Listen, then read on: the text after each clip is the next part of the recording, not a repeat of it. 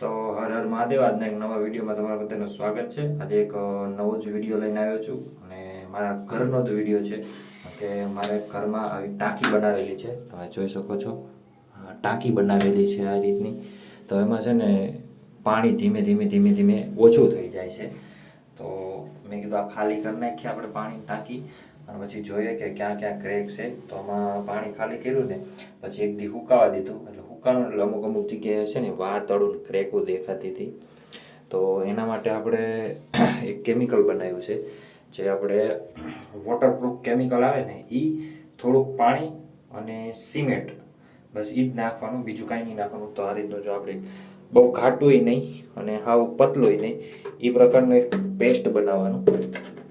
બરાબર, આ રીતનું પેસ્ટ બની જાય ને એટલે જો આ એક દિવાલમાં તમે મારી દીધું છે, તમને જો આ દિવાલમાં ફરક દેખાતો હોય છે. પછી એમાં છે ને એક હાથ આડો મારવાનો આવી રીતે. બરાબર, જ્યાં તમારે ક્રેક મને ભાગે છે ને ઝીણી વાળ તળની ને એવી બધી, અને જ્યાંથી તમારે પાણી જો ટાંકામાં વ્યૂ જતું હોય અને લીક થતું હોય, બરાબર, તો તમે આ રીતની એક ફિલિંગ કરી શકો છો. તો આપણે આખા ટાંકામાં આ રીતનું મારી દઈએ છીએ. જો આ એક દિવાલ લાગી ગઈ છે કમ્પ્લીટ, અને પછી એક દી હુકાવા દેશું અને પાછો બીજો હાથ બીજે દિવસે એક મારશું સુકાઈ જાય પછી. તો જો આ રીતને તમે છે ને મારી દેવાનું, એટલે આખા ઓલા મારી દેવાના, એટલે તમારે ટેન્શન નહીં. વાતળું ઘણી જગ્યાએ અમુક વાતળું પડી ગઈ હોય તો એ તમે દેખાય નહીં. વાળવા હોય તો તમને ટાંકામાં દેખાય નહીં. મોટી તળ હોય અને પાણી જ્યાં જવતું હોય ને તો ત્યાં તમને દેખાય, પણ આ ટાંકામાં ઝીણી વાતળું હોય તો એ ન દેખાય. તો બસ જો, તો આ રીતે એક આખું ફિલિંગ કરી દેવાનું તમારે એને કોટિંગ.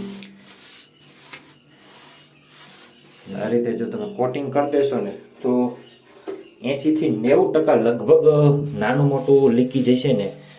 તો આ બે હાથ મારશો ને એમાં જ થઈ જશે પૂરું. તો જો આ રીતનું અત્યારે હું એક હાથ આખામાં મારી દઉં છું.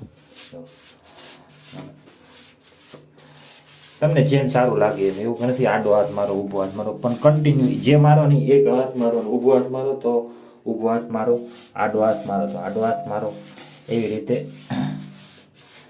તો સમજો આપણે આ રીતનું આ બે દિવાલમાં મારી દીધું ફિલિંગ આખું. તો આ ઘડીક સુકાય તો પછી આની પર તમે ફરી વખત એક બીજો હાથ મારી શકો છો. પણ હાવ બીજો હાથ તમારે જો મારો હોય ને તો આખું ઉકાઈ જાય એક દિવસ માટે. તો એક દિવસ ઉકાઈ જાય અને પછી તમે બીજો હાથ મારો ને તો એમાં સારું પ્રેટર કામ આપે છે. તો તમે આ રીતે જો તમારા ઓલામાં ટાંકામાં લીકેજ હોય તો તમે આવી રીતે કરી શકો છો. અને બહુ ઝાઝું લીકેજ હોય તો તમારે આખો ટાંકાનો પ્લાસ્ટર ને બધું તોડાવી એમાં તમારે ટાઇલ્સ મરાવવી પડે અને કાં વોટરપ્રૂફિંગ કરાવવું પડે. તો આપણે જો આ રીતનું કોટિંગ કરી નાખવાનું, એક બે હાથ મારીને એક દી સુકાવા દેવાનું, અને ટાંકાનું ઢાંકણું તમારે ત્યાં ખુલ્લું રાખવાનું તો જ ફૂકાશે. કારણ કે નકર ટાંકામાં બાષ્પીભવન થાય એના લીધે ફૂકાવા નહીં દે. તો આ રીતે ખૂણામાં જે જગ્યાએ હોય ને એ બધી જગ્યાએ તમારે લાગઠ મારી દેવાનો.